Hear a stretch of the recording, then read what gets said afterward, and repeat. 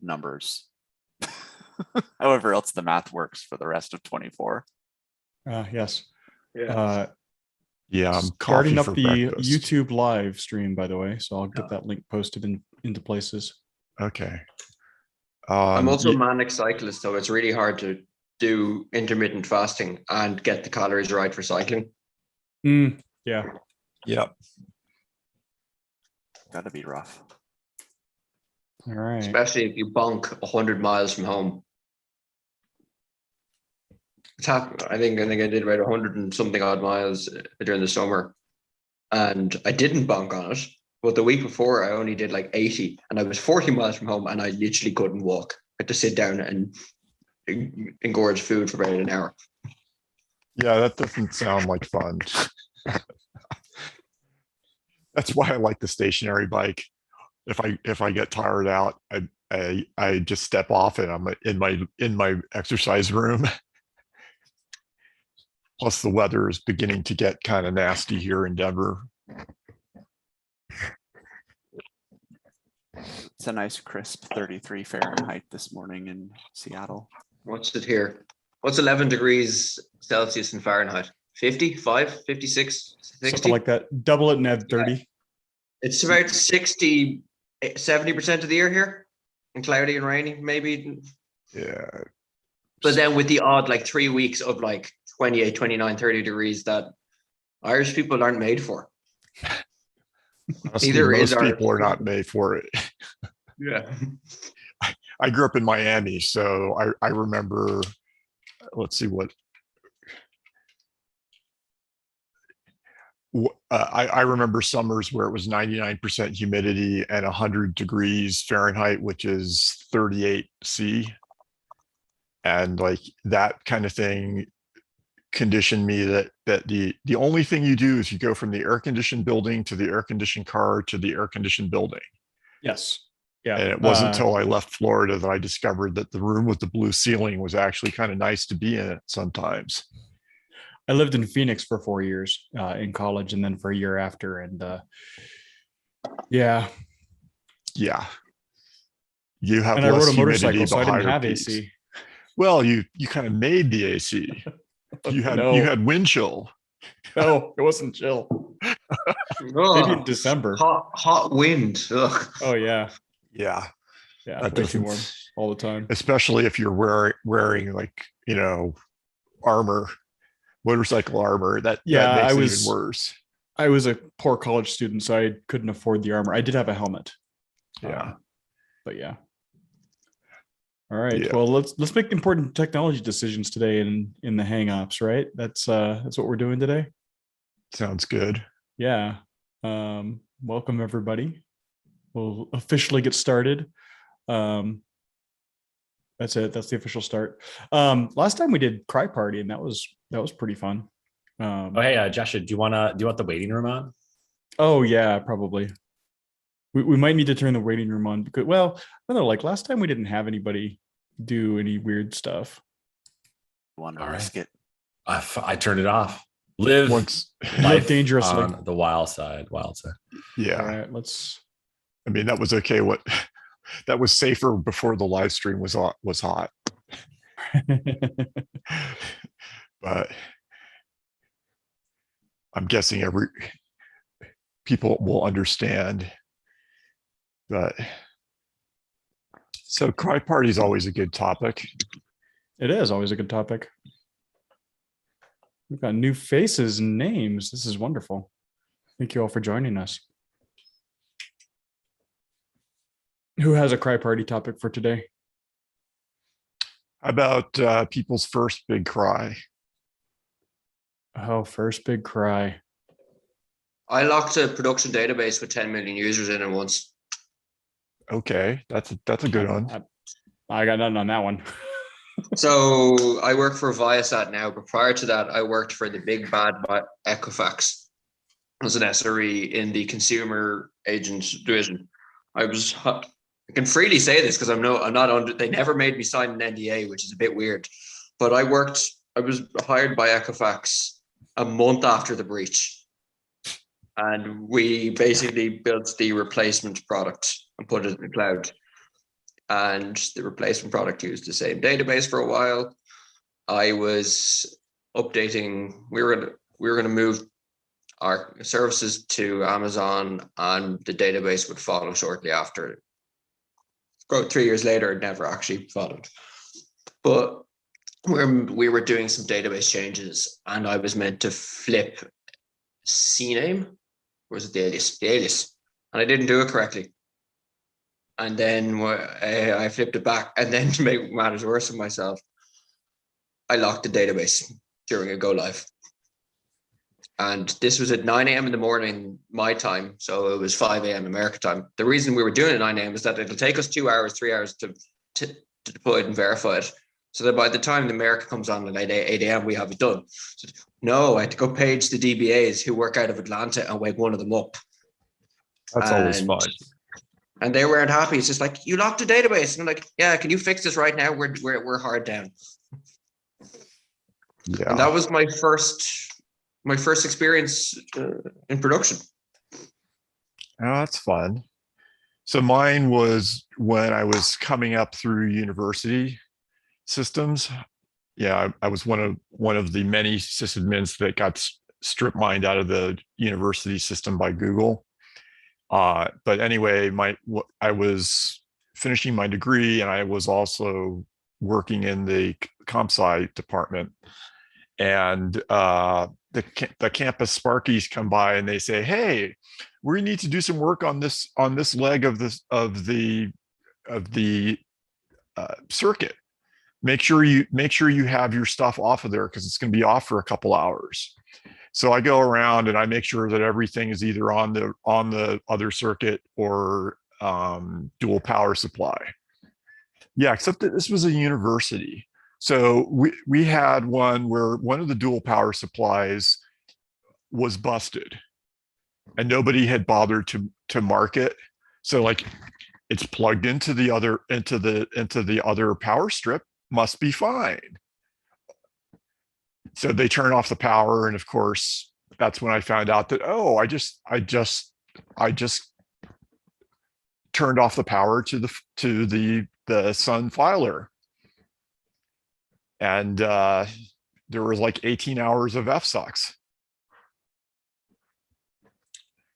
because we were a university, and they were like, well, we're going to get the El Cheapo support contract where it's like next day. So, I mean, not that it would have helped me anyway, but if, it was one of those things where my lesson from that is make sure that you know whether your power supplies are all actually functional. I've got a one. similar university cry. I was at Texas A&M when they had their server room lose the water cooling feed, except they didn't know about it until one of the service contracts they had. And either Sun or HP actually called them because they were monitoring the temperature outputs on the mainframes and said, "Hey, did you know that we've got all the temperature sensors on this one mainframe showing 147 degrees Fahrenheit?" Oh, and so it's like 2 a.m. and somebody goes upstairs to check, and they touch the door and it's hot. And they're like, well, either there's a fire or something else is bad. So they open the window and basically just get knocked over by the heat, just wafting out. And one guy, because, university sysadmins just don't have you're working for basically $30,000 a year and living in the middle of nowhere. They don't have any sense of self-preservation or, basically hate themselves. So one of the guys actually dashed in to smack the emergency shut off, and he collapsed halfway there. And the other guy that he was with had to drag him back into the stairwell. And so that's how, a major university managed to lose pretty much its entire data center for a couple of days. It sounds like that was Asimov Foundation show that I've been watching. There's this big thing that emits a null field, and if you try to approach it, you just fall unconscious. Yeah, I've been- the heat will do that to you, especially 140 degrees. yeah, that sounds so university to me. I spent so many years working in various universities. I mean, the fact that they did not have temperature monitoring does not surprise me one bit. Yeah, that's wild. I have a similar tale of woe from a let's call them a very large enterprise organization that had they used shelves to mount sun something or others that had one side of the machine was the air intake and the other side was the air outtake, and they mounted these on shelves next to each other. So I'm sure we can all imagine what happens with the airflow down the rows of these servers. So no hot aisles. It was all hot aisle. I was gonna say Nothing Well, but hot it- aisle. hot And aisles. the It's solution was temporarily to have a large floor fan, like a 24-inch like industrial shop fan, blowing blowing air, or not cold air, Mhm. blowing air down the aisle. This is back in like 2002. So these yeah. things were, I assume, arranged so that it was kind of the computer centipede of hot out of one to the Oh, yeah. nice intake of the Oh, yeah. next. It was- Yeah. It was perfect for that. Yeah. So funny. And then Sun machines of that era, if they got too hot, would get e-cache errors, and then all kinds of crashes would happen. And we had a Sun engineer that came out and did a replacement of memory in one of the machines. And he's like, I don't know if I'm actually allowed to work on these because these have been set up in a way that is not conformant with our recommended practices for a supported airflow situation. And I'm like, I don't know, man, I just work here. I just type on the OS and make things happen for customers. It was fabulous. When you mentioned that 18-hour file system check, it brought back a terrible memory that I had at a startup who was very early on AWS, and their kind of MVP, which got a little too popular and they weren't able to improve it for many years, essentially involved EBS volumes on an EC2 server that you would then share out over NFS. Because I mean, it was 2007, 2008. That was probably not that crazy, I suppose. And so, over time, the disk grows and you need more space, but you couldn't grow disks and you couldn't have more than a terabyte EBS volume. So you add a second volume and you just expand it. And it was formatted ext3, sure, because that's an option that you could use. And then it would grow some more, you add another volume, and grow some more, you add another volume, until it got to the point where it was 47 terabytes of EBS volumes on a single EC2 server. One day that server failed and we tried to spin up another server in that same region, and Amazon was like, yeah, we cannot help you. And we're like, we're going to ask it again, because at this time we had spent quite a bit of money with them because we were so early. And they were like, okay, if you request it in the next 15 minutes, you can get it a server in that section. Because they were like, oh yeah, just snapshot those volumes and just spin it up anywhere you want. And I'm like, it's 47 of these suckers. Yeah. I'm just glad somebody had the foresight to set it up with LVM at that point. Well, that was it was either LVM, or I think it was actually probably was MD80M. Oh, okay. Yeah. But yes, Oh yeah, yes. wow. Thank 2007. goodness that even existed. Otherwise, we would have had something else happen. But then what would happen is, like, we're like, once we got this thing back up and running and we like start the system again, and we're like, start to run file system check on it. And I think because of the number of files on it, which were all very small files, it was like, I think we calculated something like 3 or 4 months for it to successfully complete. And we're kind of like, well, what if we don't do that? What if we just skip that? Yeah.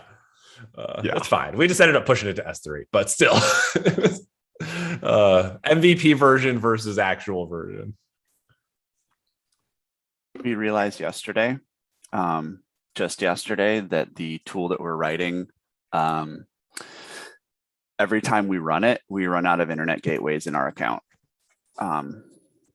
because it spins up something in the order of, because automation, the way that it actually works is it spins up something on the order of like 146 servers in EC2 that are all connected to different things, and each cluster has its own gateway. Yeah, turns out our releases are really big and widespread, so that's something to be kind of sad about. There's always some limit somewhere, isn't there? Yeah. Yeah, before it was the route tables, and how the route tables don't associate with the gateways correctly. So you have to put a retry in there. That's a really fun one that we found out because the internet. Just rub asleep on it. That's literally, we just wrote a retry package in Go, and basically we're like, here, try it like 5 times. It's route tables. They'll associate someday. And it's specifically the route table to the route table association. So like there's a thing there. So if you ever run into weirdness in AWS with that. So I It's a have a thing. route table cry. This was 6 weeks into a new job, and there was a big push. We were on a death march over early January, long weekend. And and of course it was an arbitrary deadline because startups. We had spun up another VPC with the new service in it. And we wanted to peer them so that they could talk, but specifics, talking one way, blah, blah, blah, blah. And I've been sleeping far too few hours and had been doing a lot of work with security groups and with routes.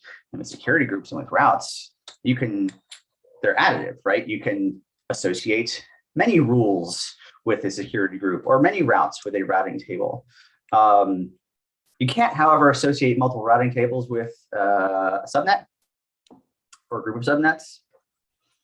And yeah, I went, yeah, sure, I'll associate this with that, for the peering connection. For our main production VPC, which essentially took away the original routing table, and suddenly I was routing all of our production traffic through the peering connection into the VPC, which didn't have anywhere to go, which was super fun. So yeah, which of course takes down your VPNs, all the things. Unfortunately, it's an AWS setting, so you can fix it relatively quickly once you realize what happened. But of course, like I'm just working on a connection to the new VPC, but that's weird that your VPN went down around the same time. Oh, I'm getting paged. Fuck. So yeah, that was 6 weeks into the new job.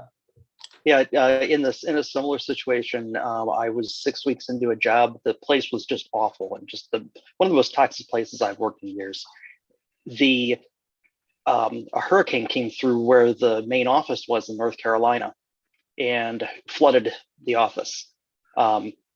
And they had, when they set everything up, they had routed all the VPN traffic for the entire company through that office. So all of our offices, like even the headquarters that was in Austin, to reach the AWS account, you went to North Carolina first. So we suddenly could, like the entire company was just idle. There was nothing. As soon as that office in North Carolina went down, there was nothing we could do. You would think that maybe you would put the hub in the cloud, which is kind of the reason you have clouds or something like that. But, yeah, startups, so had to basically re-architect the entire company's routing on the fly in the middle of a workday when I didn't have any passwords, and all the people in North Carolina that had all the passwords were trying to recover their own houses from a hurricane. Oh yes, the old, well,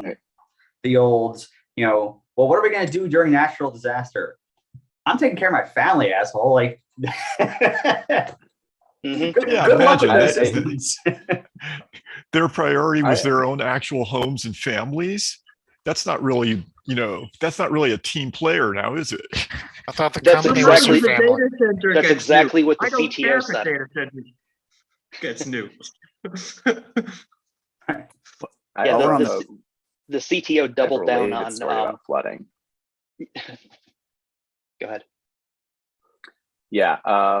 Before I was, when I was still doing desktop support, I was in charge of the beep beep boop card system at a company. The thing that, you beep the card at the door and the door opens. It was a Bosch Access Easy controller, which is, oh, Scott. Oh no, you've experienced this.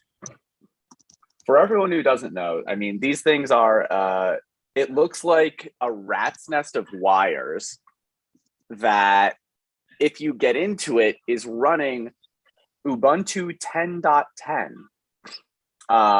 off of a compact flash card. But that's not what's important to this story. I have a consultant in there showing me how this thing works. And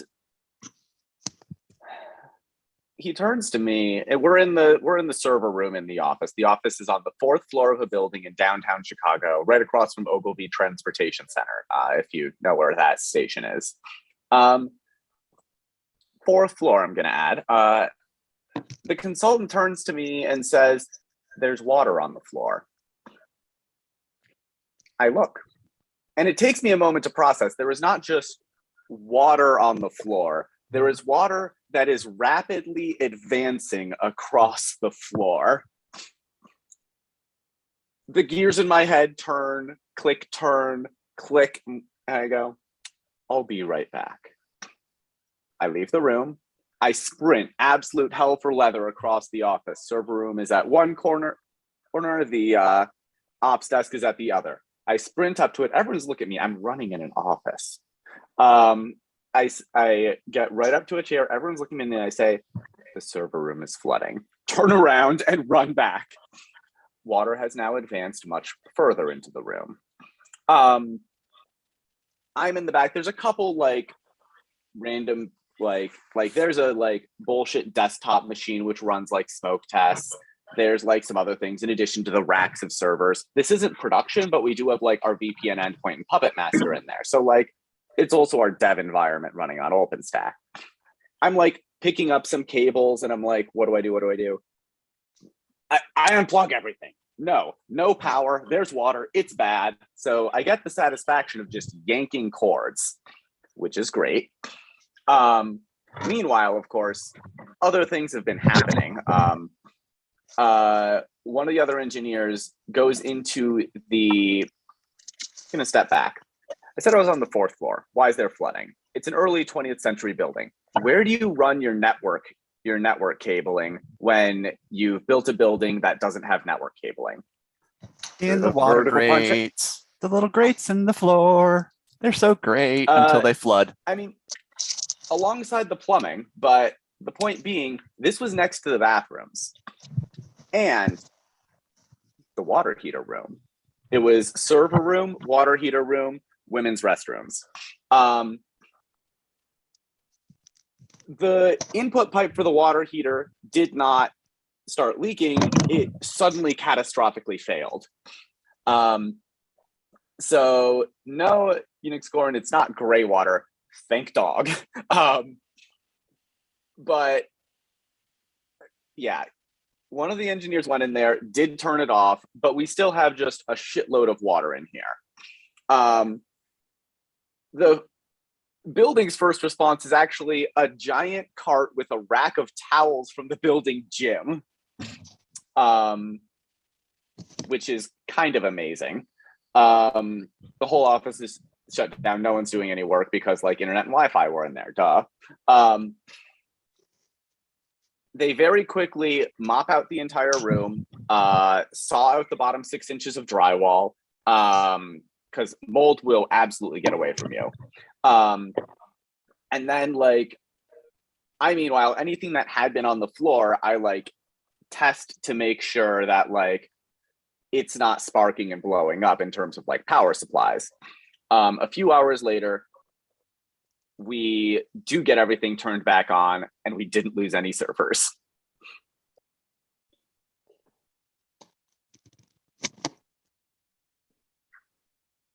You all dodged the bullet there. I linked in 'Cause I was- the. Oh, go ahead. Sorry. It just because I was literally in the room when it happened. Pure luck. Also lucky I didn't get electrocuted. Yeah. Yeah, I think that's more the lucky point, that you didn't get shocked out of your life. I linked in the Zoom chat, which I know people streaming cannot see, but I linked in the Zoom chat the Bosch device that I was dealing with, and yeah, they were about, I want to say they were about $25 a piece, so really high quality, good stuff that was not quite a bit older than the building that they were installed in. Let's just put it that way. But while we're speaking about networking though, I feel like Joshua, you should, do you remember that time that one of the switches that we had lit on fire? I've tried to forget, but I don't remember the story very well. So you should share that. Oh, story. really? Okay. So this is when Joshua and I worked at Chef, and we had a switch in our actual like data center server room. It was on the top shelf, hanging out above the rack, and another switch right below it. And it was actually a router, not a switch. But what it was for connecting our Active Directory stuff that was in AWS with our CI things that were in Azure, and connecting all those to our AIX and Solaris and all of these like machines that were in the data center itself. So we had, this really great connection that never ever caused us problems or went down because the switch overheated, which we didn't know because it was just sitting on top of everything. And I'm sure that there was no ventilation problems there. So one day it stops. It just stops working. And we're like, okay, crap, everything is down. We can't do anything. Nobody can log in because AD. So our director of ops eventually like goes into the data center because he is one of the two people, myself included, who actually are in the town in Seattle where the data center is. And this was before Nathan worked with us. So this was a while ago. So he gets there, and he opens it up, and the switch immediately, like, the trope of the magic smoke coming out. This was not just the magic smoke, this was actual smoke that was coming out. And so he pulled it out and unplugged everything and realized that the main power transformer had literally lit on fire, and had melted. So being a very, very enterprising gentleman who knows a lot of things. And do you think I should drop his name, Joshua? I don't know. He took the other switch that we had, the backup, which was not plugged in at all, had not been turned on in probably 3 or 4 years, and managed to unsolder the power transformer in the good switch, pulled it out, pulled out the other one, scraped it off, because literally it had melted into the board a little bit. So he scraped it off, resoldered it, and put it back together, and was like, all right, let's try this, because we didn't have the configuration backed up. Of course not. Why would we ever do that? And there was no, we had no idea what the status of the other switch was or if it would even turn on. So he put it there and turned it on, plugged everything back in, and it worked. Everything came up. People could log in again. This was at 11:30 at night, I should mention, and brought the old switch back, and was like, "Here, you want to see what the problem is?" It's this melted piece of like thing that was like this big. That was a trip. That was a lot of fun. Like I walked into the office the next day and immediately just like, that like sting of burning silicon that everyone kind of knows, that smell. Like Carcinogen smell. Yeah, I walked into the office and I'm like, something bad happened.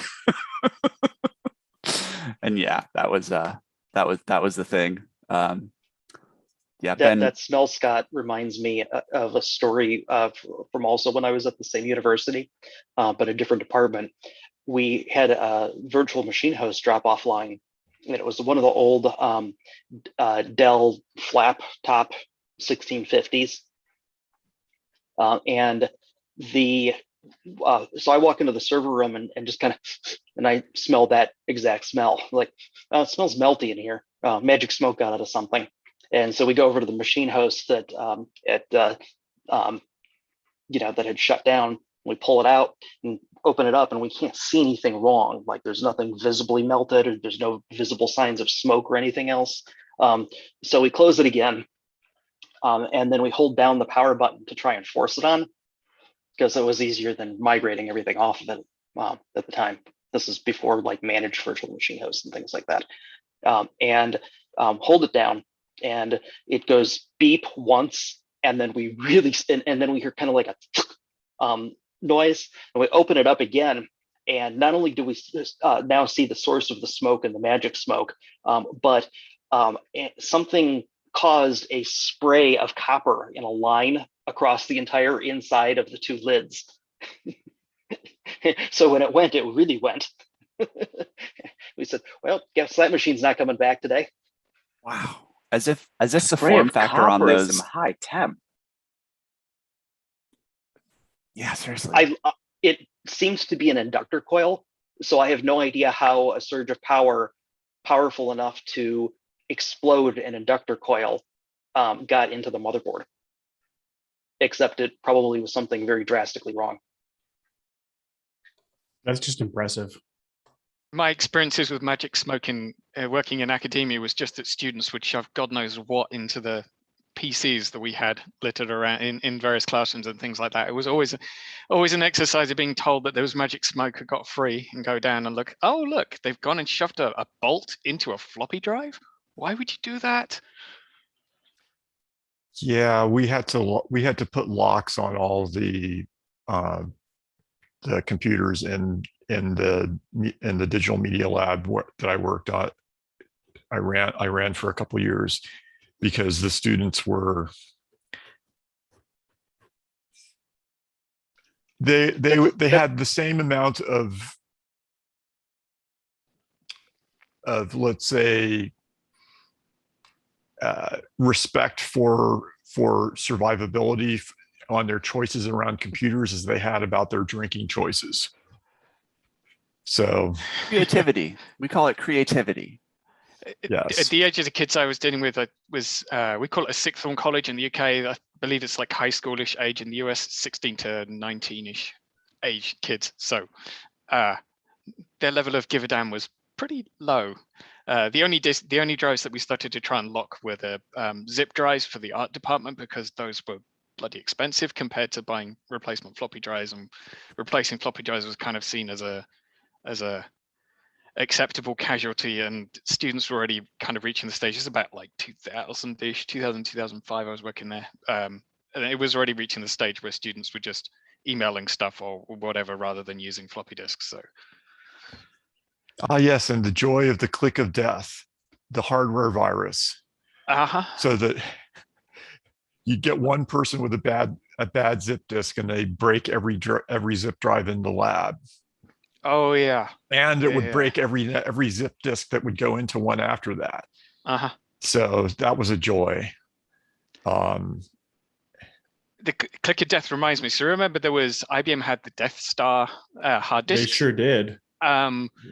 It turned out that they also sold those drives, or that they had other vendors would sell those drives under their branding, or one of the companies that did this was Excel Store, who I believe are no longer in the hard disk business. We used to replace all the computers at the school were replaced on a rolling 3-year basis. I think there was something like 1,500 computers across the entire school. And 1 year, our batches of machines came with Excel Store hard disks that were the Death Star 1. And those, when the Death Star hard disks started to fail, they had a very distinctive clicking sound that they picked up. It basically got to the point where every teacher that had computers in the lab that had Excel Store hard disks in it, all the teachers could recognize the ticking sound when it started, and would give us kind of a heads up that we had yet another machine with a failing hard disk. And so the company that we bought the computers from gave us just like this big, they were, you know, it's all under warranty. They were really, really good. We really liked dealing with them. They just gave us like 40, 50 hard disks to keep in a pool of spare capacity ready to just do the replacements and then send them the hard disks afterwards. But yeah, every single teacher got to recognize that click of death. Yeah, I worked for a custom computer builder in college, and I around that time, and I was very, very familiar. It was glorious when those things came from the manufacturer like that, and you're doing a brand new install for a customer who wants to pick up their PC that afternoon, and then you can't give them their PC, and they're mad. Yeah, I have a story about that actually, because I want to say not to be that guy, but I'll be that guy for a second. I want to say that the original manufacturer of those was Maxtor before IBM bought them. It was the Maxtor Death Star that started with a 40 gig drive and then expanded on from that one. And the actual thing that caused that breakage, that caused that distinct sound, was the actual the disk arm would actually get there was a short that would happen specifically in one of the circuits on the little PCB, and it caused the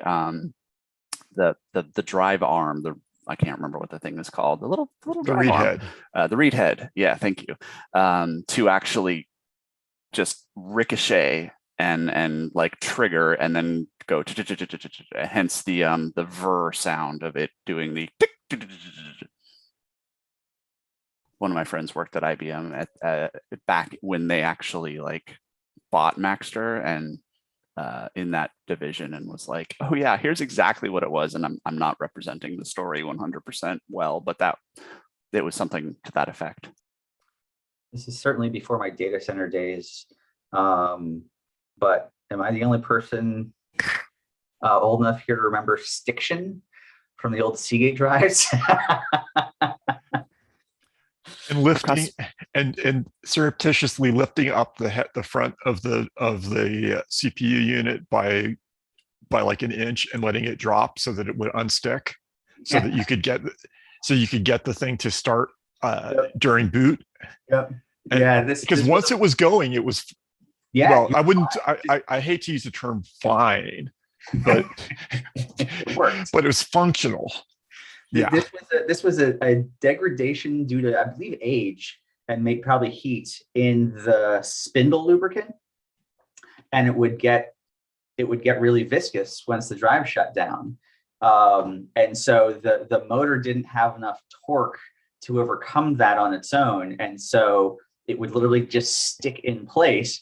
But if you jarred it enough, it would loosen the molecules enough that it would like, oh, okay, I can actually spin this now. And then so literally percussive maintenance would fix your hard drive. Well, fix until the next reboot. And of course, you know, nothing terrible could happen if you apply a lot of force to a hard drive. No, never. When the read head is flying, you know, 200 microns or whatever off of the platter. Yeah, let it slam enough to unstick it, but not so much that you're going to crash the heads. Yeah. Oh, I remember we had a bunch of those drives in a Sequent machine running Dynix PTX, and that was the mainframe at my first job back in like 2000. one day, so in my I worked for probably the most frugal data center administrator that I've ever met in my life. He was buying things like IBM NumaQs and giant UPS systems off of eBay and getting them freighted in back in like 2001. And we purchased a giant UPS system, got it installed, and then a few months later, it lit on fire in the middle of the night. And of course, everything worked properly. The data center shut down, but we could not bring that giant Sequent refrigerator that our entire business depended on back to life for the life of us, because all the hard drives had just stuck solid and the bearings were never going to spin again. Okay, I got another story. So back in the dark ages, I one of the first jobs I did after work, well, between university gigs, I worked for this company, and they made training simulators for the Army, and they used Onyx 2s for these. So that kind of dates us back. And the company president slash owner slash CTO, we got one shipped to us, and it was not the full fridge size. It was the one that's more dishwasher size. And he decided, you know what, we're going to move it from upstairs, from the second floor to the first floor. Okay, I says. And he's like, okay, so we'll just push it. And this building had a kind of ramp. So the ramp went down to a little landing, and then you had the landing, and then there was another ramp down to the first floor. So I can't remember why he didn't want to use the elevator, but he's like, help me push this thing. So we take this Onyx 2 fully loaded, and it's like brand new. Like we had barely booted it up in the first location before he decided, no, I want to move it down with the other servers. And we push it, and it turns out gravity and inertia are a thing. And we get it on, so we put it on the ramp, and it's like, oh, it's much easier to push now. Wait a second, it's picking up speed. So we start trying to grab at it, and there's nothing to really, if you've ever seen one of these things, there's nothing really to hold on to. So it rolls down the ramp, and it slams into the wall. And now it's halfway down. So now we have no choice. We have to take it. We have to push it the rest of the way. But now, like, he's like, oh, get in front of it. And I'm like, yeah, I think I don't really want to be between a few 100 pounds of metal and the bottom of the ramp. So he does it. Doesn't get hurt. We get it. We get it. We plug it in, and miraculously it works for like 20 minutes. And then it starts throwing all sorts of errors. And so this is where I learned about how bribery works. Because we had Sir, why is it only 20 minutes? Excuse me? Why would it only be 20 minutes? Oh, I have no idea. It booted up, and in 20 minutes it started puking all sorts of errors to the logs, and then we just shut it off. Oh, okay. Yeah, thank you. So we call SGI, and they send out a tech.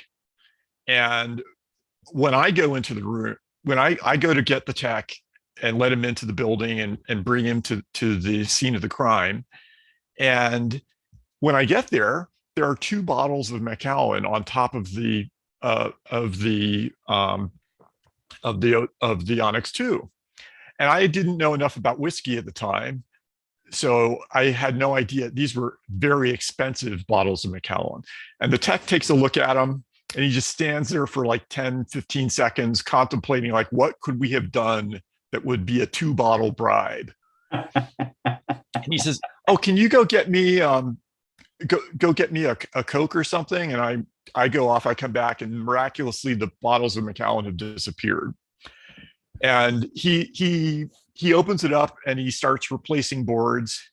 And the end result was he said that, oh, it was damaged during shipping. And I think the only thing that was left on that box that didn't get replaced was the case.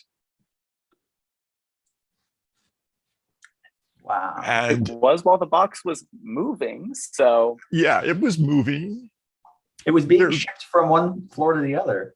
Yeah. So that was a two bottle thing. But in hindsight, I wonder like how much SGI ate on that on replacement boards for, because that was when an Onyx 2 was relatively new and like, you know, $250,000. Okay, yeah, I was gonna say, weren't they like $100,000 boxes? But that's apparently low. Well, it's 100,000 starting, I want to Okay. say. But if you get like what was it they called their graphics system? Oh yeah, the Infinite Reality. It was the Infinite Reality engine, I think. And if you get like the fully loaded, and then you get like all the RAM that you can fit into it, you know, at SGI's prices rather than like you know, like other people's prices. Makes Apple look cheap. Oh yeah, I remember at one point they had these plastic drive sleds that had a little knob you would turn to lock them into place once you put them in. And the same guy over twisted it too hard, and the hand and the knob broke off in his hand. So we went to find out how much it was going to cost to replace. And this is just the drive sled, not the drive. SGI wanted, I want to say, $750. We got some third party thing for 400, and we're happy to pay the 400. So yeah. I haven't been involved in ISPs since like 2008. God, what's that? 13 years now. Usenet's really Usenet servers can be really useful from an ISP perspective. The amount that you pay in peering costs changes based on the ratio of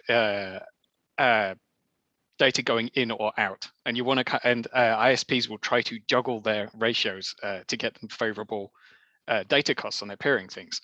The ISP that I worked for had Usenet servers that were streaming binary, that had a bunch of the binary Usenet groups on them that were full of pirated content, because this is a huge amount of data, and you know, it's not our fault that people are putting illegal content up on there. But it was literally the only reason why the ISP was still running its own Usenet servers, was because we could juggle a whole bunch of traffic just by shifting the routing around for the stuff that came to Usenet servers. Problem was, the Usenet servers had been acquired from another ISP that the ISP I worked for had bought out years ago. The documentation we had for them wasn't accurate. Everything about them was extremely bizarre. We had some really, really smart sysadmins working for the ISP who had gone through the infrastructure and couldn't work out how the hell it worked. Nothing seemed to work as configured, and nothing seemed to be running as configured. And these boxes had uptimes in the 7+ year range.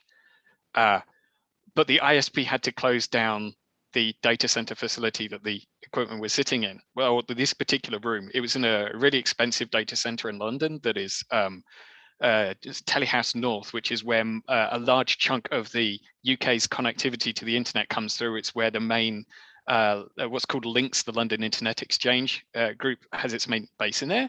It's really expensive to keep those suites. We had one already, but we needed to close this small one down that pretty much just had these Usenet servers now sitting in it and had space for like 30 racks or something. And you can't really pay that much money for that little benefit.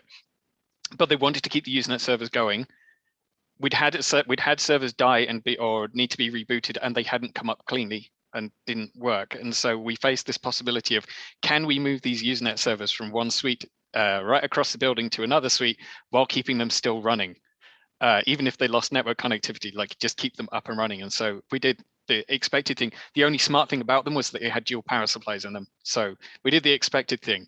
We got a big old trolley with a bunch of UPS sitting on the bottom of it. and then we unplugged one cable and plugged it into the UPS powered switch strip. Then we unplugged the other one, unplugged the server, stood the server on the trolley, and then wheeled it across to the other facility, and then plugged it in the new place, in the kind of the reverse of the process. Stunningly enough, it worked. We actually managed to transfer these servers across, and I don't know how long it was until they finally gave up on those servers. They probably kept them going right up until the point where the servers just stopped working, just so that they could juggle network traffic around a significant size enough to get favorable ratios and cheapen the peering costs. Did that across, I mean, much closer rooms, but yeah, the dolly and the servers and we tried to do the Ethernet juggle, as we had the, you know, because these were live websites in 2001, yeah. So the 100-foot Ethernet cable. Pretty much, yeah. Oh man. No. Okay. Well, that one's routed around the rail in the rack. Okay, just unplug, pull through, plug back in. Okay, cool. It's probably fine. Okay, get halfway to the other room, swap Ethernet cables, wait for ARP. Yeah. I don't know if Telehouse North has improved at all since those days, but again, this was still certainly the case back in 2008. It is the worst data center facility that I've ever had to deal with, in that they have, there's a number of architectural decisions and furnishing decisions that just make no sense in the context of a data center. Topmost of those being that they have carpeted tiles throughout the facility. So you walk, everywhere you walk, you are constantly building up a static charge. It was the only facility we had where it was mandatory to be wearing one of those anti-static wrist straps and be plugging yourself into everywhere that you went in there.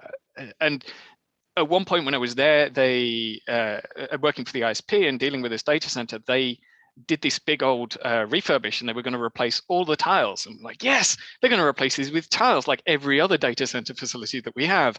No, they replaced them with new carpet ones. But these carpeted tile strips had grounding strips in them. So that's fine. That's a good improvement. They've got grounding wire in it so that you wouldn't build up a charge.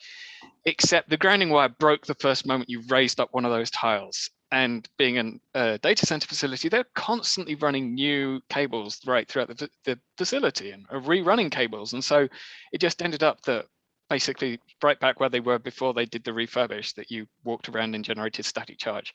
It got to the point where we literally had the anti-static wrist straps were hanging in the doorway, so that you would open the door to go into the data center suites and you would walk straight into the anti-static wrist straps, so that you would be kind of like this big old physical reminder, oh yeah, you need to strap in when you're in this room. On the positive side, any water, right, it wouldn't really run, it would just be absorbed by the carpets. So, you know, it was yeah, that's a good thing. Like when you see bad real estate photos and someone carpeted their bathroom and you're immediately like, nope, just burn that whole house down. Yeah. The shag carpeted bathroom. There was a tech who worked at one of the universities I did, and he had his anti-static was a long cable connected to a ground somewhere with an alligator clip on the end that he would connect to his earring. And I was like, I guess that makes more, that does leave both of your hands free, but you know, I don't have earrings, but I would not really want to have an earring yanked if I forgot to unclip. But it worked for him. So, you know, and then he didn't have a dangling wire, you know, by his hands. I personally would have gone with just attaching the grounding strap to my ankle, but whatever. So it's not a tech related grounding thing, but we have a basement in this house, and the previous owners finished it poorly. They put one of those 4-foot fluorescent shop lights in one of the rooms. It's actually the ones directly below me. And they ran the ground wire to a screw that they had put into the joist for the subfloor. And we replaced the light and found this, and we're like, that doesn't seem like it's grounded to anything that is a ground. And we have an electrician friend, and he was over, and we were showing him this, and he goes, "Huh." And there's the ground wire was still on there because we didn't really do anything with it. So he wrapped some cable that was like run next to that, like the network cable goes across the house through the basement. And he's like, "Oh, now it's actually doing something useful." The switch for that light, the ground wire was poking out the back of the box and not attached to anything, like for the switch. Just like piece of wire sticking out the back of the outlet or the switch box. I think the same guy did your house as did one of my previous places. The people who own this house before us should never own property or do anything, or just they should just live in apartments and let apartment landlords do all those kinds of things properly. It's been quite terrifying, and its own level of cry party as we've had to redo stuff. Coincidentally, when speaking about static electricity and static shocks, I saw on Twitter, one of my friends just this morning, in fact, posted how they bricked their Ender 3 3D printer by walking around their house and then touching the like metal power supply panel, and motherboard's dead now. Damn. It's like, that's a bummer. Yeah. On the upside, those motherboards are cheap.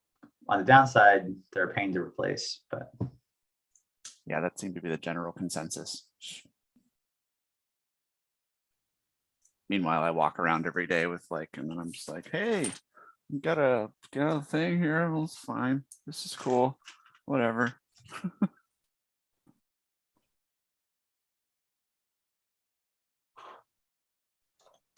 Well, cool. We've got just a few more minutes for today. I did want to say thank you to everybody who's joined us today, and also for those of us who are in the United States, have a happy Thanksgiving next week. I will not be able to host the HangOps next week. If somebody else would like to drop me a DM on the HangOps Slack, and I can help you out there. This Zoom might actually work. I don't know, like if somebody joins. But I don't know how Zoom works other than I started up and it's cool. Anybody else have a last minute story to share? Maybe something from Happy Party before we go into Thanksgiving week.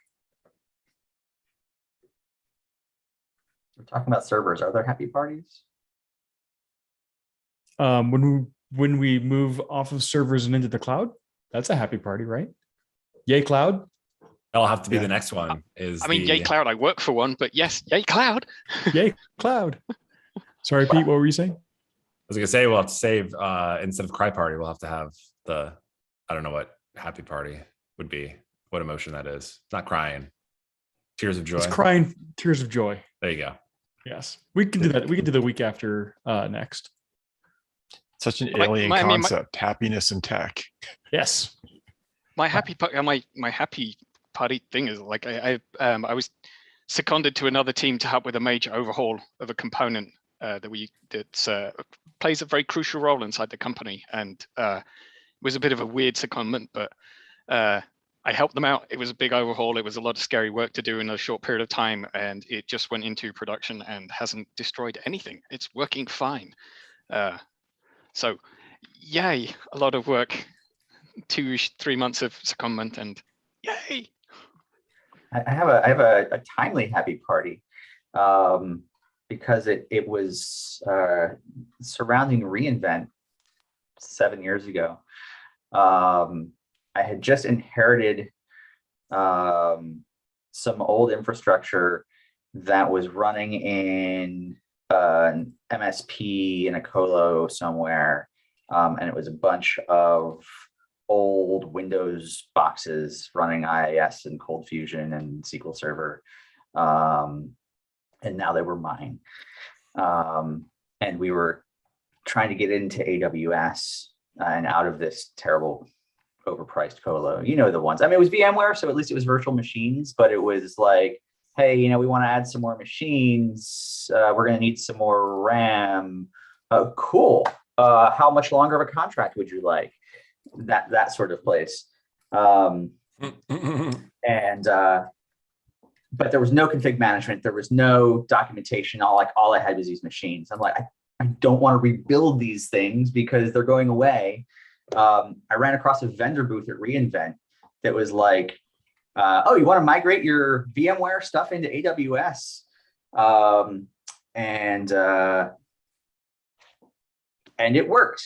The cry party was that I still had a bunch of old Windows boxes running IIS and Cold Fusion and SQL Server, but it freaking worked and I didn't have to rebuild them and life was good and happy party.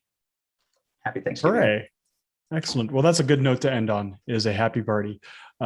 Like my cohorts from Alma, I do have to depart for a meeting, but thank you everyone for joining and we'll see you in December. Have a happy Thanksgiving all. Yes.